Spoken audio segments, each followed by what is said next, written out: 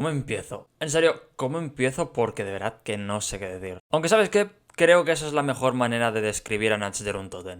No hay mucho que decir. Lo cual no es malo, porque no es malo el no poder decir nada de algo. Pero Nacht es tan...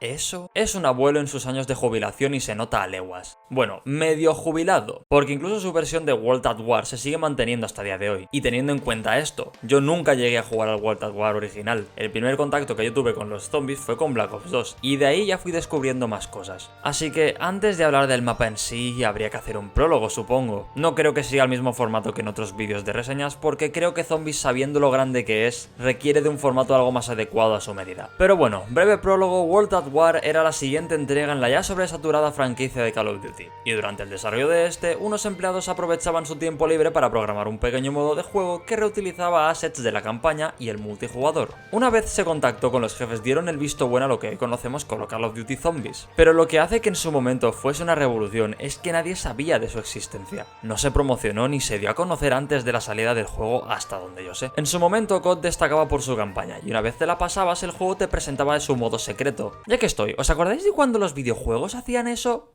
Ya sabéis, el darnos contenido extra desde un puto inicio el cual conseguías por tu cuenta sin tener que recurrir a parches ni DLCs. ¿Os acordáis de cuando los videojuegos eran buenos? Quejas aparte, esta fue la mejor manera que pudieron introducir a los jugadores al modo de juego, lo cual nos lleva hasta aquí, Nacht der Untoten. La noche de los no muertos. Antes he dicho que no hay mucho que decir de este mapa, y es un raro caso en el que es bueno que no se pueda decir mucho. El tráiler lo deja muy en claro, que el mapa tiene una sensación de soledad, y en el gameplay aún más. Nacht es la sensación de sentirse solo, atrapado, sin escapatoria alguna, y tu única opción, sobrevivir. Eso es un aspecto muy importante de cualquier obra de ficción, la presentación. Yo creo que las intros son una buena manera de presentar al público el tono y ambientación del juego, y esto se aplica en Zombies también. La ambientación hace que sea inmersiva la experiencia, y es una de las cosas que Nacht supo hacer, presentar el modo de Zombies con una sensación de miedo. El diseño del mapa también es un aspecto importante aquí. Como dije, Nacht es un asset reutilizado el cual se ajustó en ciertos aspectos, así que no es un mapa que se diseñó como tal para zombies. Como dije, la idea es que te sientas atrapado y claustrofóbico.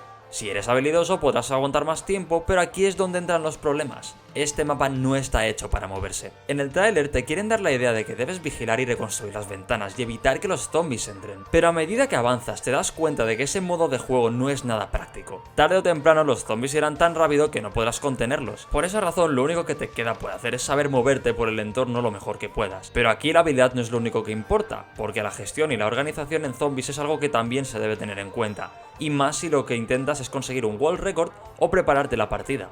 Aquí es donde entra el sistema de punto, los cuales llega a un punto en el que no los utilizas mucho, pero en primeras rondas son necesarios para saber qué puertas abrir y qué armas comprar. Aquí está la cosa, las armas de pared siempre están a tu disposición y te aseguran que puedes recargar munición siempre, pero si te sientes afortunado puedes intentar abrir la caja misteriosa que contiene armas explosivas, pero con el handicap de requerir de una munición máxima para seguir con su uso, a menos que te toque un arma de pared. Y aquí está otra cosa. Si los power-ups no existiesen, haría que el layout de cada mapa fuese peor. El layout en Zombies se refiere a qué tan accesible es el mapa para la gente. ¿Es un mapa hecho para novatos o es un mapa hecho para experimentados? Por eso están los power-ups. Son ayudas que te permiten continuar independientemente de tu habilidad. Pero los zombies se hacen más fuertes por cada ronda, y por cada ronda aparecen más. Si hubiese un arma que destacase del resto, quizás haría las partidas aún más amenas.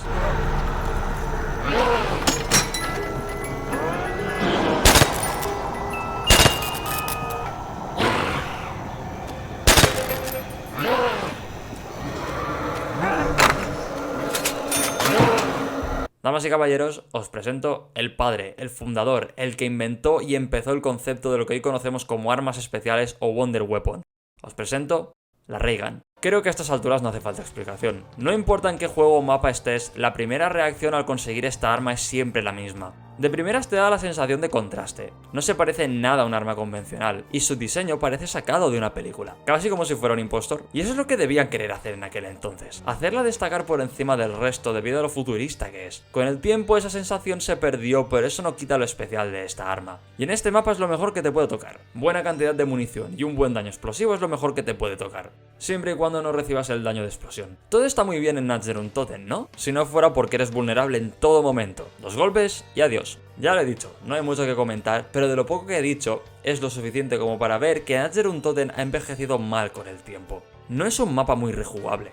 Es un mapa el cual debes rascar para poder sobrevivir, y exige mucho al jugador en las rondas altas, lo cual es lo que querían hacer en su momento, y eso está bien. Pero si tuviera que hacer un top de mapas, no os sorprendáis si Natch está muy bajo. Natch Zero Untoten no es malo, o al menos en su momento no lo fue, pero por cada mapa que iba saliendo se convertía poco a poco en uno de los menos buenos, no porque haga algo mal, sino porque lo empezó todo. Es un mapa que se hizo como una prueba para ver si a la gente le gustaba y por eso lo respetamos. No por ser un mapa a la escala de Origins, no por ser un mapa divertido como King of the Totem, no por ser un mapa tan malo que te hace gracia como Transit, no por ser el mejor mapa, pero sí por ser el que nos dio todo. Y bueno, eso sería todo. Espero que os haya gustado. Si queréis que este canal crezca, compartid el vídeo y seguidme, que eso ayuda mucho. Y nos vemos en el siguiente vídeo. Adiós.